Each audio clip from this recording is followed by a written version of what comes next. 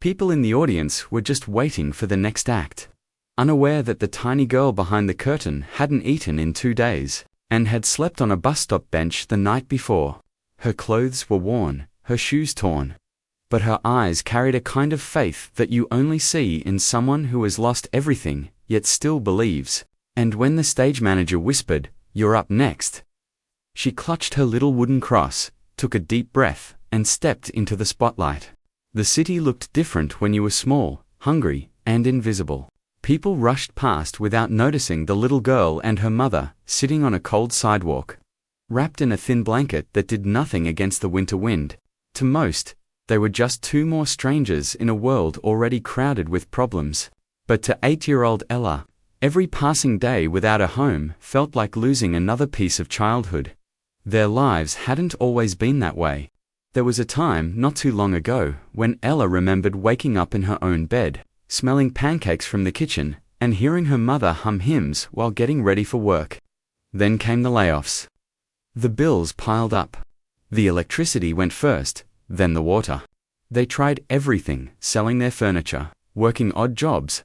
But when the landlord demanded the final payment, the eviction notice came like a punch to the soul. And suddenly, home wasn't a place anymore.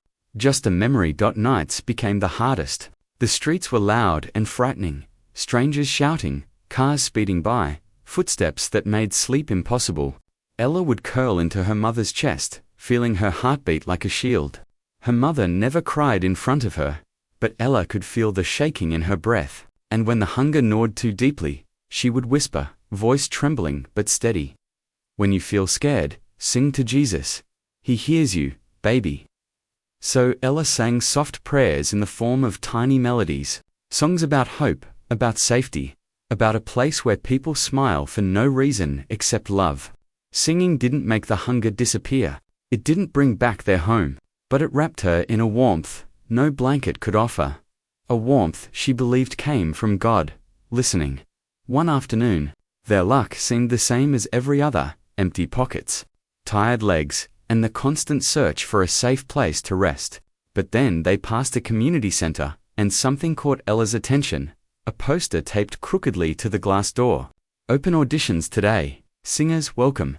Kids and families hurried inside, laughing, dressed in clean clothes, and excitement.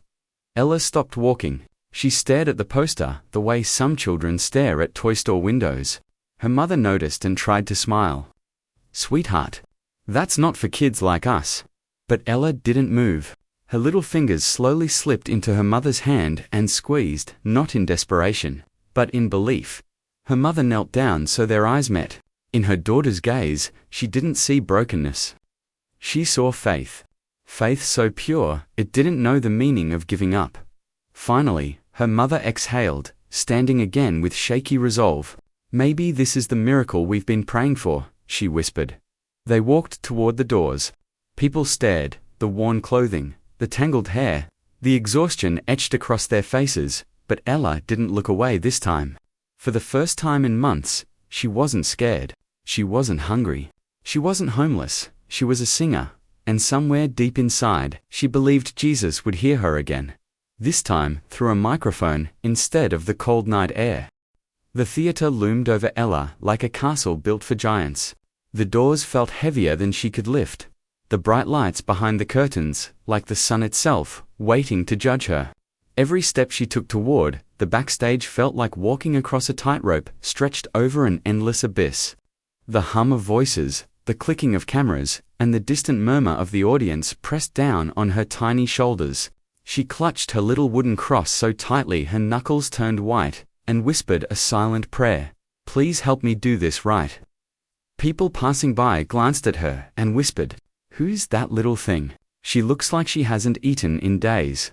Ella's heart tightened, but she refused to look down. Each comment was like a gust of cold wind, trying to push her off balance. But her mother's hand squeezed hers, a silent promise that she wasn't alone. They had been surviving storms together for months. This was just another one she believed could end differently. Backstage, the other contestants laughed and chatted confidently, wearing sparkling costumes and rehearsing lines in a language Ella barely recognized. They didn't notice her at first, a small girl in a worn coat and scuffed shoes. She could hear them murmuring again. Poor thing, she doesn't belong here. She felt invisible, but something inside her stirred. The same voice that had sung through lonely nights and empty streets whispered, "Stand tall. God's with you." When the stage manager finally called her name, her legs shook. The hallway to the stage felt like it stretched forever, each step echoing in her chest. And then, she was there. Center stage. A sea of faces and cameras stared at her. The bright lights hit her eyes, making her blink rapidly. She could feel her heart hammering in her chest as if it were trying to escape. Simon Cowell leaned forward in his chair, eyes sharp but curious. "What are you going to sing for us, sweetheart?" he asked, his voice calm yet penetrating. The audience held its breath, sensing the fragility of this small figure standing alone. Ella swallowed hard. She opened her mouth, but no words came out. Then her hand instinctively went to her cross. She looked up, meeting Simon's gaze, and said, softly but clearly, a Yodel song, "To Jesus." A ripple of laughter went through the back of the room. A few judges exchanged puzzled glances. Some whispered, "A what?" But Simon didn't look amused. There was something in her tone, a combination of innocence, faith, and quiet courage, that made him lean closer. The laughter died down. The audience shifted in their seats. Intrigued despite themselves, Ella took a deep breath, closed her eyes for a moment, and imagined herself singing under the stars with her mother's arms wrapped around her, imagining Jesus listening. And in that moment, the fear melted away. She lifted her chin, planted her feet firmly, and prepared to let the world hear a voice that had been silenced for too long. The music began, soft and tentative, filling the cavernous theater with a simple piano melody. Ella's tiny hands gripped the microphone like a lifeline, her knuckles white, her heart pounding like a drum. Every nerve in her body screamed that she was too small, too fragile, too unnoticed to stand here. And yet, when she opened her mouth, the first note floated out, pure, clear, and unwavering. It was more than a note. It was a prayer, a whispered please from a child who had nothing, but still believed. Her yodeling, high and melodic, bouncing between joy and longing, carried a strange magic. It seemed impossible that someone so small, so fragile, could command such power. The room went still. Cameras paused. Even the chatter of the backstage crew melted into silence. The judges exchanged glances, their expressions shifting from curiosity to astonishment. Simon's sharp eyes softened, leaning in with an intensity that seemed to say, "Go on, show me who you really are." The other judges' mouths hung open. No one spoke. They were too busy listening. As the song continued, Ella closed her eyes, imagining the cold nights on the streets, the hunger that had clawed at her stomach, the fear that had followed her like a shadow. She thought of her mother, sitting on a park bench that now seemed like a throne of hope, whispering, "Sing to Jesus. He's listening." Every yodel was a thread weaving her pain into beauty, her despair into hope. By the second chorus, something miraculous happened. The audience, which had begun skeptical, felt themselves carried along with her. Some held their breath. Others pressed their hands over their hearts. Children clutched stuffed animals tightly, and adults, hardened by years of disappointment, felt a lump in their throat. The voice wasn't just singing. It was reaching into each soul and brushing away the dust of the world's indifference. When she hit the high note, the one that seemed to hover in the air like sunlight, suspended in glass, the entire theater seemed to hold its breath. It was impossible to look away. Faces glistened with tears, mouths opened in silent awe. The music swelled, the yodels became higher, brighter, filled with raw emotion that no rehearsal could teach.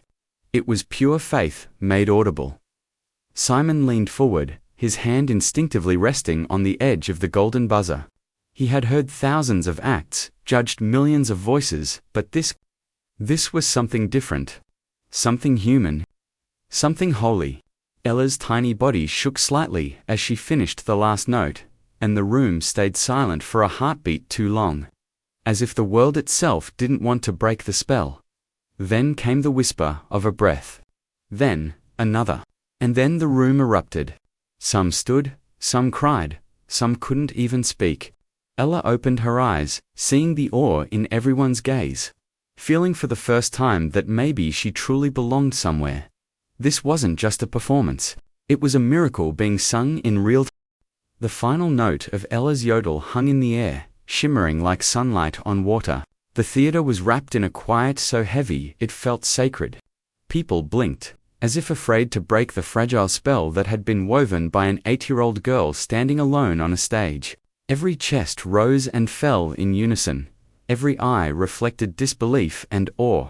And in the center of it all, Simon Cowell sat rigid, hands gripping the edge of his seat, his face unreadable, yet unmistakably moved. Ella's small frame trembled. Her voice had carried her story, her fear, her hunger, her faith into every corner of that room. She had sung not to impress judges, not to win applause, but because it was the only way she knew how to survive. And now, as the silence stretched, she felt a strange mix of hope and anxiety. Was this enough? Had anyone truly heard her? Simon slowly leaned forward, the golden glow of the buzzer reflecting in his eyes. The audience watched, sensing that something extraordinary was about to happen. His sharp exterior, the cynicism that had built him into a world-famous judge, seemed to melt away. He looked at Ella, not as a contestant, but as a human being, fragile, brave, and glowing with unshakable faith. Then, without a word, he stood. The movement was deliberate, almost ceremonial. He pressed the golden buzzer. Confetti exploded, raining down like shards of sunlight and celebration, and the entire theater erupted in cheers. Ella froze, wide-eyed, unsure if what she was seeing was real. The golden confetti fluttered around her, landing softly on her hair and shoulders. Shimmering against her worn coat, Simon didn't just clap. He walked onto the stage and knelt down to her level. The cameras captured every detail, the tiny hands clutching her cross, the tears running silently down her cheeks, the shock and joy colliding in her wide eyes. He whispered, almost reverently, "You're safe now."